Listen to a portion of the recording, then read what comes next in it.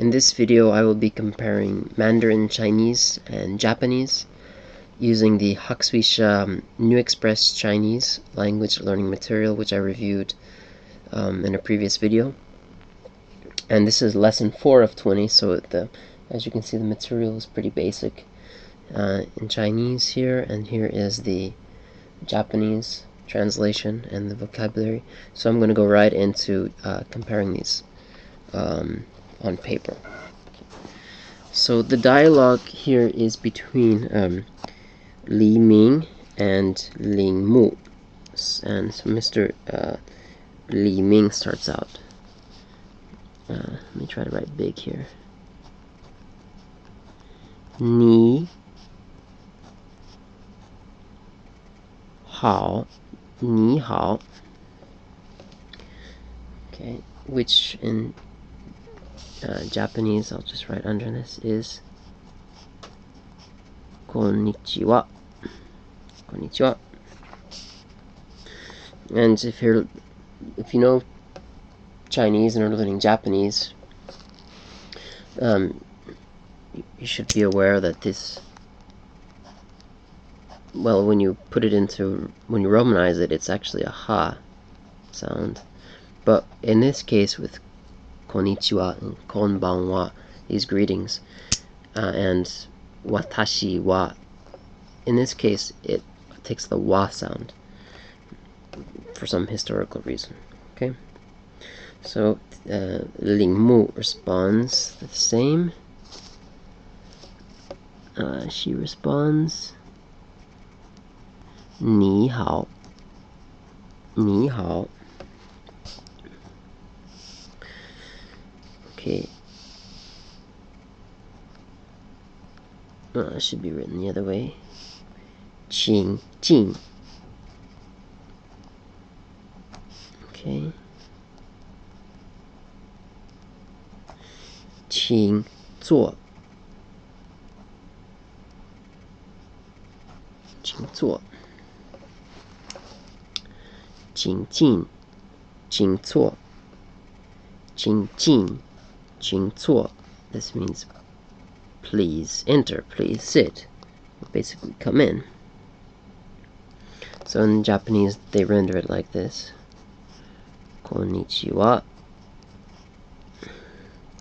And chin, this qing, sometimes you hear it in requests like qing wan, like you want to get someone's attention.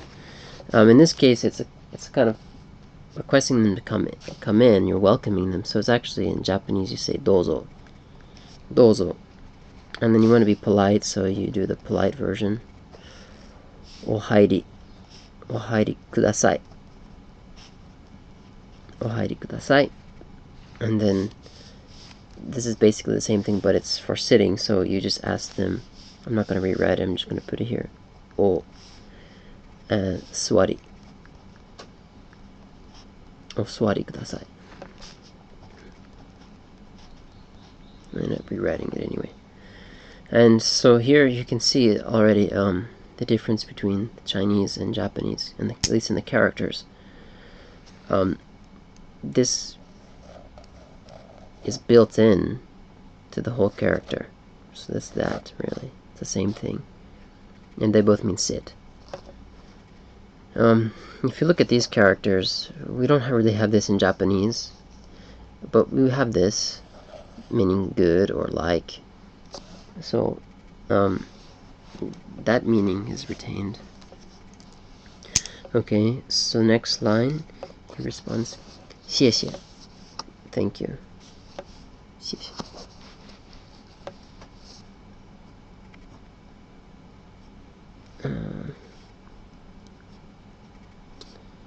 Sorry, I really messed that up. Okay. 谢谢, thank you, which in Japanese is just arigato. You see this a lot in Chinese too, the repeating of words. If you want to say let's go see, you can say something like 我们看看, 看看吧. So repeat the kankan. Kan just means to see. see a lot of this repetition in Chinese. Other languages in Asia too. Indonesian, for example. Okay, so Ling Mu asks, where are we going to go today? Okay, so she asks here.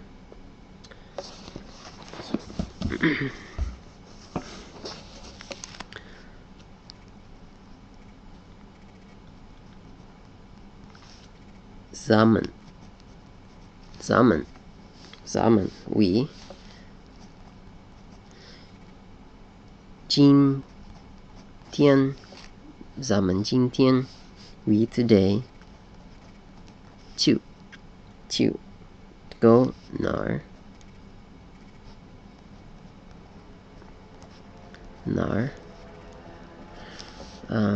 Zaman 今天去哪儿 where are we going today? Literally it's we today go where. So in Japanese this would be it's more or less parallel except for the verb, which I'll talk about in a minute. Let me write it here. So it says watashi tachi. We have particles in Japanese and Korean, which you don't have in Chinese. Watashi tachi wa kyou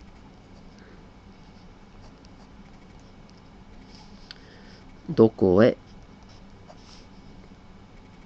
ikimasu ka?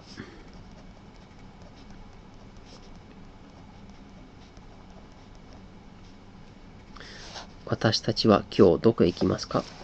Or どこに行きますか? And this is literally we, and this wa marks the topic. As for us, today, where to where do we go? And so in Japanese you have all these little particles. You have a wa, you have a e, you have a ka. Wa marks the topic, e marks the direction of movement, and ka marks that it's a question. So in fact you don't need this question mark. In Chinese you have a question word also, which is ma, but you don't always use it. You don't always use it in Japanese either. Okay, so this is kind of an important thing here, is in Japanese usually you put the verb at the end. So here's the verb. In Chinese they tend to follow the subject verb object pattern. So the verb usually comes in the middle there. Okay, so the response is Zaman,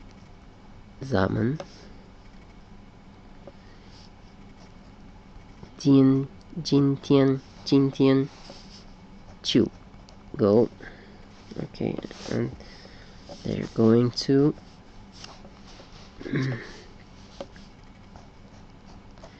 Tiananmen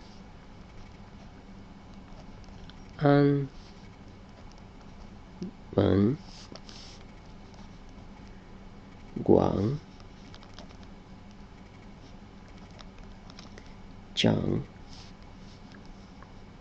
Ba. Okay, 咱们今天去天安门广场吧. So we're going to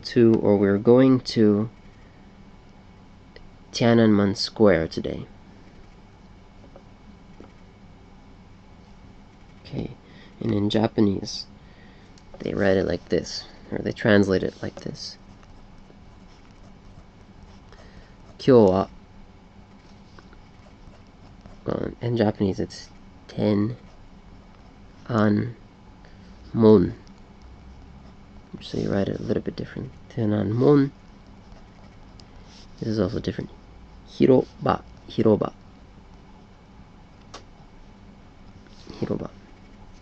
E 行きましょう。行きましょう。今日は天安門広場へ行きましょう。今日は天安門広場へ行きましょう。So let's go to Tiananmen Square. So you see a little bit of the divergence of the word order in Chinese and Japanese here.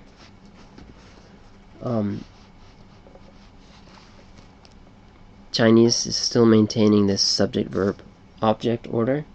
Subject we, followed by today, verb go, and the object of the verb, which is Tiananmen Square, and they throw this particle thing at the end, which means like let's. It's very different from Japanese. In Japanese, the focus of the sentence changes not to us, changes to today's plans. So they put kyo wa at the beginning. This is the subject of the sentence, kyo wa. And it's understood that we are the ones going there. So you don't have watashi tachi. If you did, it would sound repetitive in Japanese to say kyo wa watashi tachi wa. Yeah, you could do it, or you could say kyo watashi tachi wa. But in Japanese, it sounds more natural to throw the focus back on today, and with the understood idea that we are the ones who are going to the object here, which is Tenanmon Hiroba. So these two actually are they're kind of from the same character. Oh, sorry, these two here. And in Chinese you say Guangchang, Guangchang, and in Japanese you can pronounce these two characters separately as Kojo if you wanted to, but that's not how this word, meaning plaza or square, like in a city, is actually pronounced. It's pronounced Hiroba, which is kind of one of the unique things about Japanese is you have Chinese reading, which would be Kojo, like Guangchang or Guangchang, and you also have the Japanese readings in which this is Hiro, like Hiroi, as in wide, and this is Ba, which is a place. So some words are like that. They're called by their Japanese readings, even if they're in a two-character combination. And then the particle to, ikimashou. So in Chinese, if you want to say let's do something, you add this word, this special word at the end. In Japanese, you have to reconjugate the verb. So this is iku. This is actually iku. And to make it the let's form, you take the e form. In this case, it's a ku, so it's ki, and then mashou, ikimashou, so it's ikimashou. Right.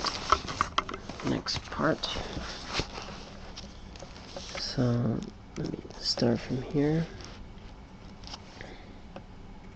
So Ling Mu agrees. She said, 好. 好. Okay. 你喝. 你喝. Let's see if I get this character right. No, sorry. 你喝茶吗?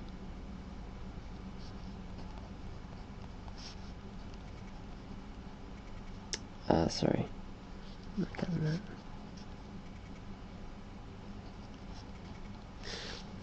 How, 你喝茶吗? Good. You drink tea? Question. So, do you want to drink some tea? Are you going to drink some tea? And in Japanese, they put it like this. Sorry, that's bad writing. いいですね. Okay, that's good. And in Japanese, you are very polite to the tea. Oh, sorry, I messed that character up. Ocha. So, ocha. Ocha o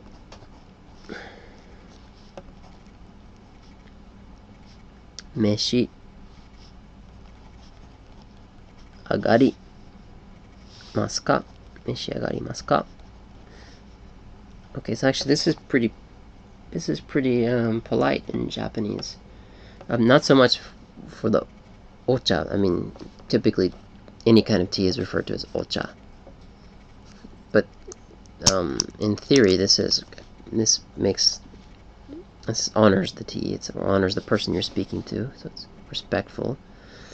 And this meshiagarimasu ka is honorific.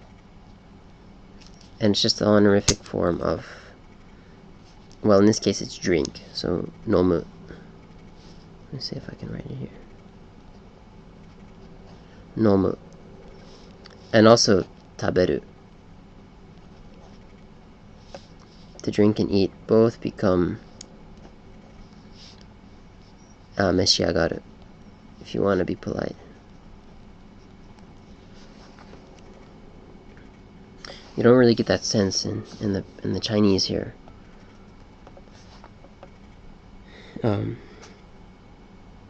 Okay, and so his response is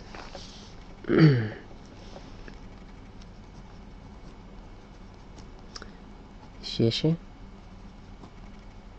Sorry, I kind of messed that up too. Gotta write more. Shieshe. Thanks. 我不喝，我不喝，我不喝。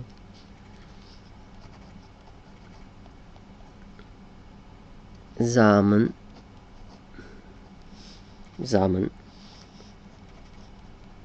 走吧。谢谢，我不喝，咱们走吧。咱们走吧。Let's go. It says thanks. I no drink. Let we go. So let's go. In Japanese, this is arigato. Arigato. Okay, and then the way he refuses is not as you would expect, nomimasen or something. It's just they say kekko desu, kekko desu. Kekko.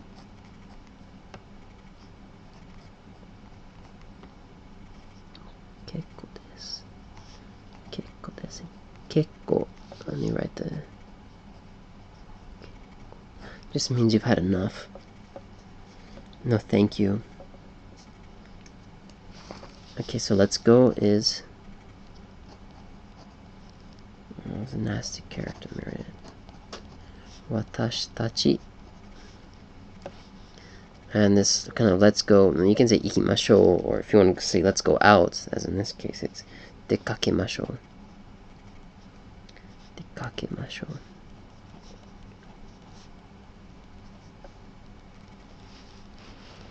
Dekakemashou. So, arigato, kekko desu. Watashi tachi dekakemashou. You know, in fact, you don't even need this. It's a little bit redundant sounding in Japanese. And that is it.